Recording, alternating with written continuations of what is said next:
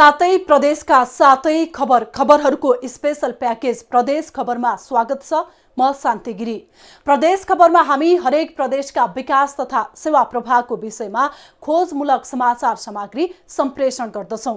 जनसरोकारका हरेक विषयमा सिरफार गर्दै सम्बन्धित निकायको ध्यानाकर्षण गराउँदछौं। आजको प्रदेश खबर सुरु गरौं प्रदेश 1 को खबरबाट।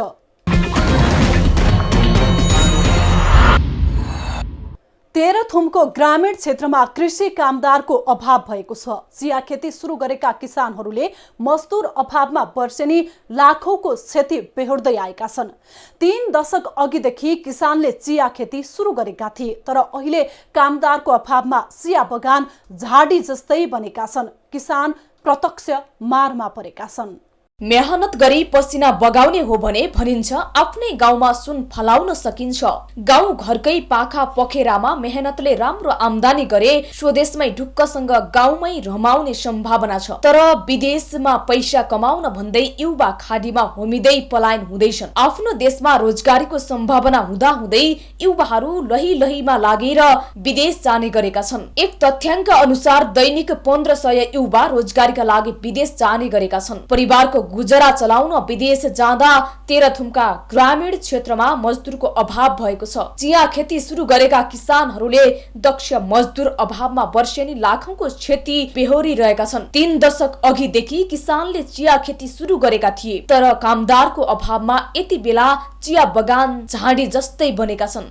चियाको एक त बजारीकरण नभएको, कामदार नपाएर पनि झाडी जङ्गल भएको हो र सरकारको पहल पनि नभएको। सरकारले सबै कुरो जिम्मा लिएदेखि र पहल गर्दैदेखि सबै समस्याको समाधान हुन्छ।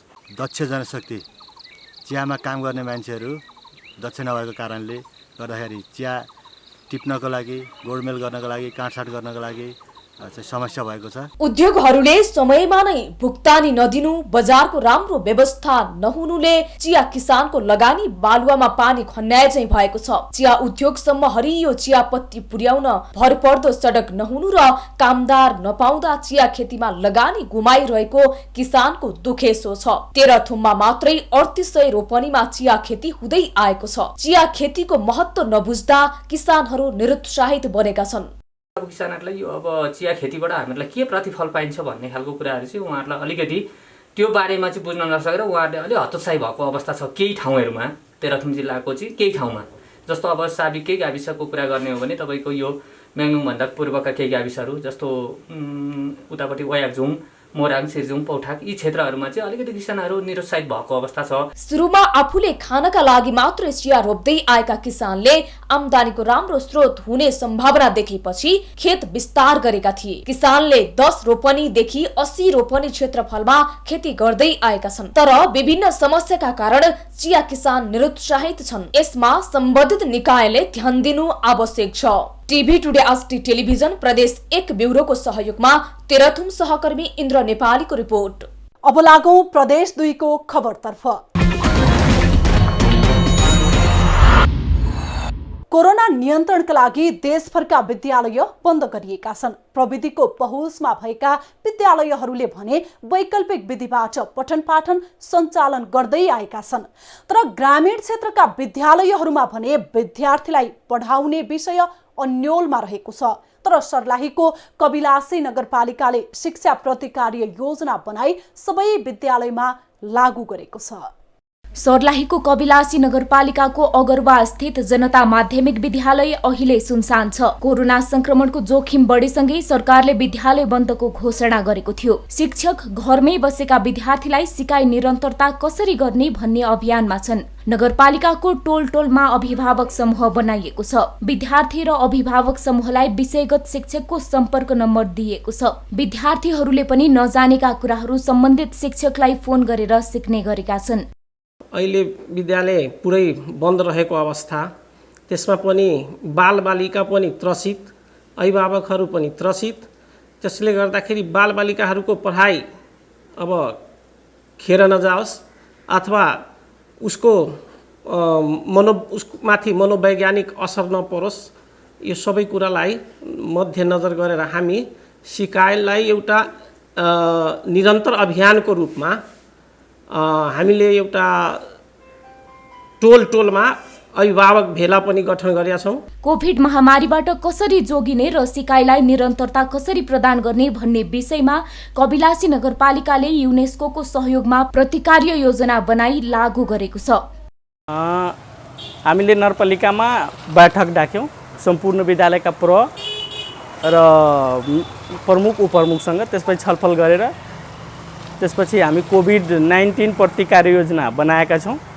त्यो प्रतिकार योजना अनुसार हाम्रो र युनेस्कोद्वारा सञ्चालित सिकाइ निरन्तरता अभियानसँग टोलटोलमा बनाइएका अभिभावक समूहले सिकाइ निरन्तरता अभियानलाई सहयोगका लागि काम गर्दै आएका छन्। सम्बन्धित विषयगत शिक्षकलाई फोन गरी सोधपुछ गरी हल गर्न अभिभावकहरूले प्रेरित गर्ने गरेका छन्।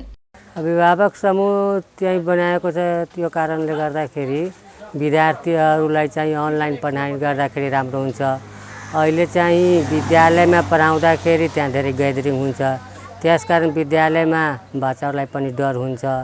यसका चाहिँ अनलाइन पढाइ हुँदाखेरि नै राम्रो हुन्छ। वैकल्पिक माध्यमबाट शिक्षण सिकाइ गर्दा धेरै नै समस्या हुने गरेको छात्र छात्राको गुनासो छ।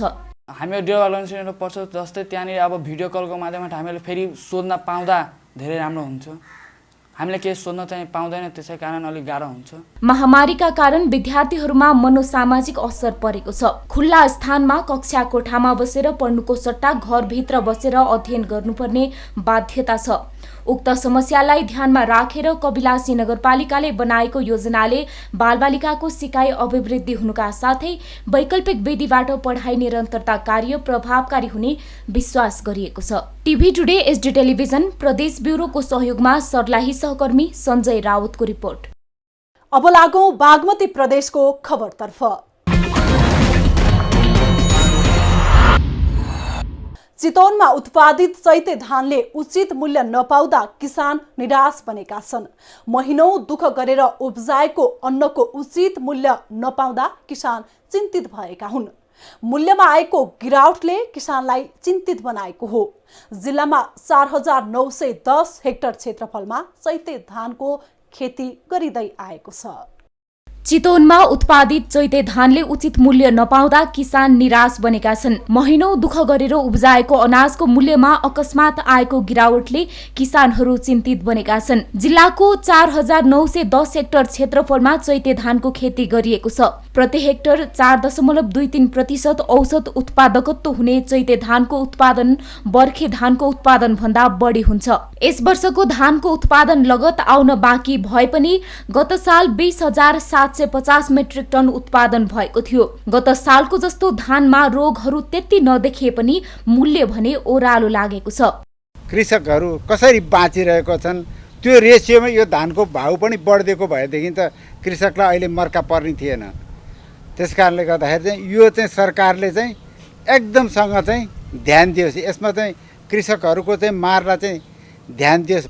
सरकारले चितवनका लागि हर्दीनाथ 1, हर्दीनाथ हाइब्रिड, चैते 2, 5, 6, अज 45 र बिन्देश्वरी लगायतका धान सिफारिस गरेको छ। तर सरकारले सिफारिस गरेकै जात हर्दीनाथ धानमा पोहोर साल अत्याधिक नेक ब्लास्ट रोग देखा पर्यो, जसका कारणले किसानहरू सिफारिस गरिएको जातका धान लगाउन इच्छुक देखिएनन्। तर किसानले औधी रुचाएको पिआर धान खरिद गर्न खरिदकर्ताहरू अनिच्छुक देखिँदा मूल्यमा गिरावट आएको स्थानीय धान व्यापारीहरू बताउँछन्। चितवनमा आजकाल मेसिनले धान काट्ने चलन छ। एकै समय सबैले धान रोप्ने र एकै समय सबैले धान भित्र्याउने हुँदा बजारमा धेरै मात्रामा धान गएको छ। किसानले राम्ररी धान नपाकी काट्न हतार गर्ने र पानी पर्ने समय भएकाले भिजेको धान बजारमा आउँदा ठूला खरिदकर्ता हच्किएको स्थानीय व्यापारीहरू बताउँछन्। किसानहरूको माल हेर पर्दै परेन, पुरै नोक्सान लाग्यो। त्यो भएर हजुरको यसरी हामीले पनि अब यो किसानहरूको अनि यो सबै मिसिनहरूले काटिदियो।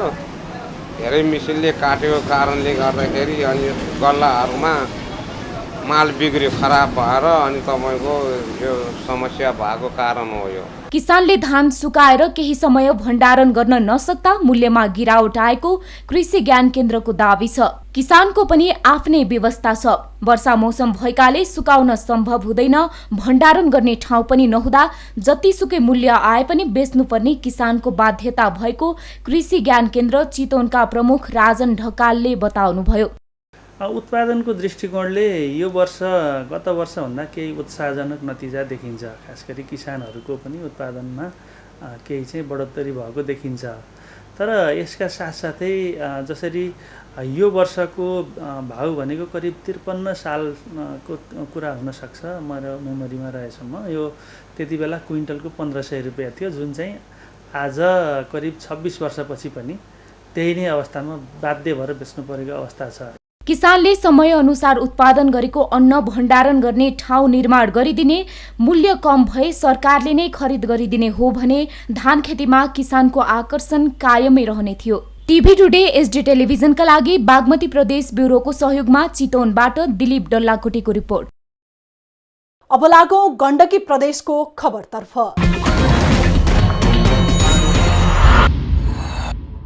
स्याङ्जाको हरिनास गाउँपालिकामा स्थानीयको सक्रियतामा लघु जलविद्युत उत्पादन गरेर प्रयोगमा ल्याइएको छ।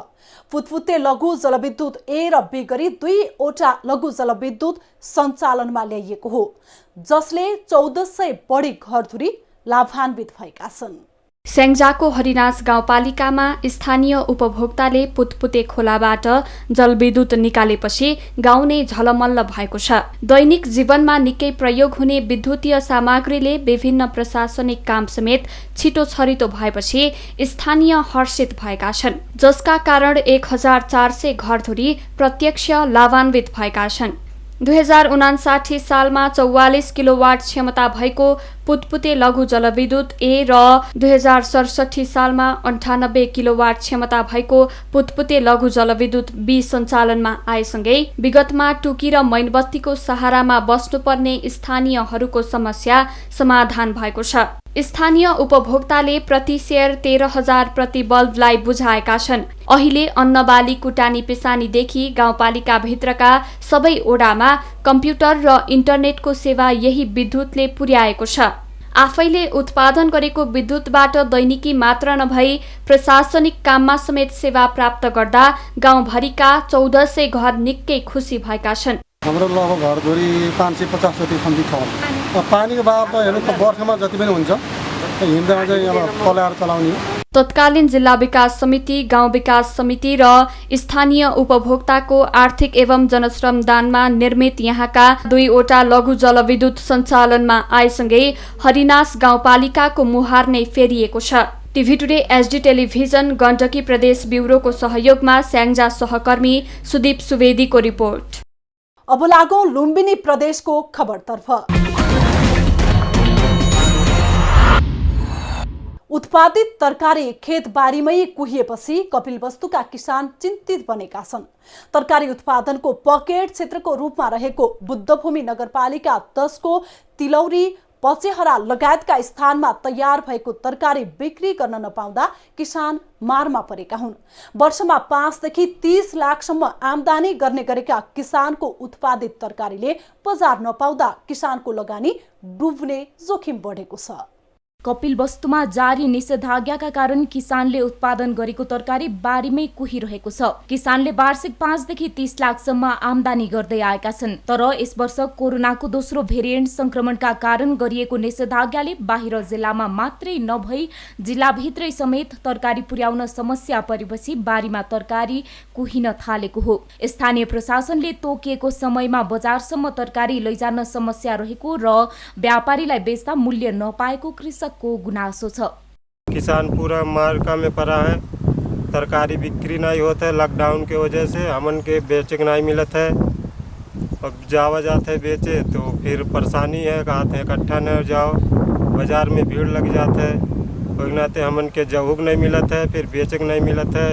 पूरा एकदम बिल्कुल तरकारी बर्बाद हो जाता है। हमन के की तरकारी में भाटा, बंधा गोभी, घोड़ा जब हमने लगावा गया है ये कहूँ बाजार में हमने नहीं बेच पावा जाता है, तो कौने हमने ये कैसी बेचा जा, कौने पास बेचा जा। पुलिस मारत है हमन के बाजार में जावा जाता है, तो देहात में हमने कितना सल्टा पावा जी हमने कुल मार। बजार नपाएर तरकारी कुहिने अवस्थामा कृषि क्षेत्रलाई जोडेर विदेशमा रहेका युवालाई स्वरोजगार दिने भन्ने नाराको औचित्य नै नरहेको कपिलवस्तुका किसानको भनाइ छ। किसानहरूले सरकारलाई कृषिमा आत्मनिर्भरताको नारा लगाएर आफूहरूलाई व्यङ्ग्य नगर्न पनि आग्रह गरेका छन्।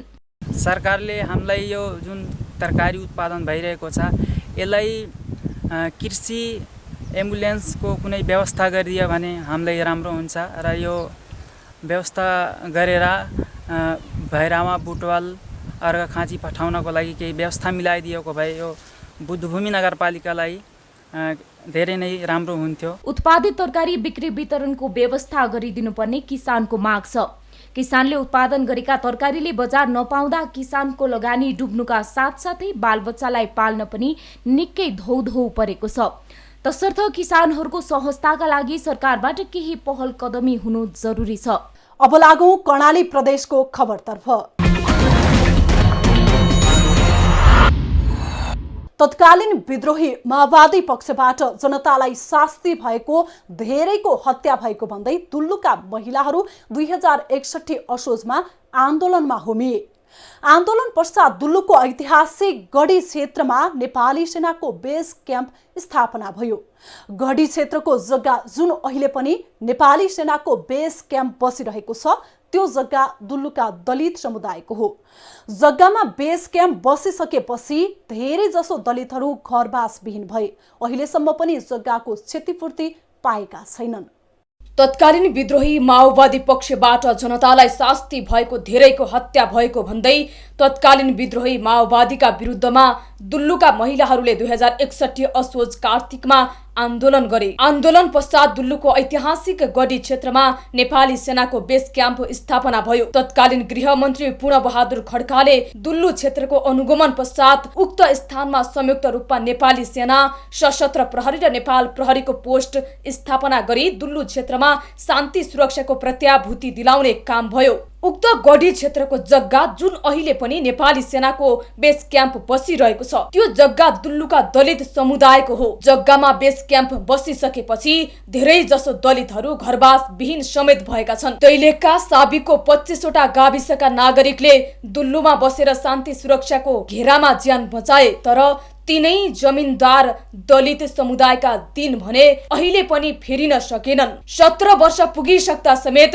जग्गा पीडित दलितहरूलाई भ्रममा राखेर आशाको त्यान्द्रोमा झुन्ड्याउने काम मात्र भइरहेको छ। केही गैर दलितहरू सहित करिब 40 घर दलितहरू अहिले घरबास र जग्गा विहीन बन्न पुगेका छन्। घरको दैलो र आँगनमा नै नेपाली सेनाले तारबार लगाएको छ। जग्गाको नाममा एक बोट खुर्सानी लगाउने ठाउँ समेत छैन। घरबार विहीनहरू काजक्रियाको समयमा समेत आफन्तको घरमा आश्रय लिन बाध्य छन्। पाल हालेर वर्षाको समयमा दिन बिताइरहेका छन्। जग्गाको क्षतिपूर्ति दिने आश्वासन बेला बेलामा पाउँछन्, तर आश्वासनमै सीमित रहन्छन्।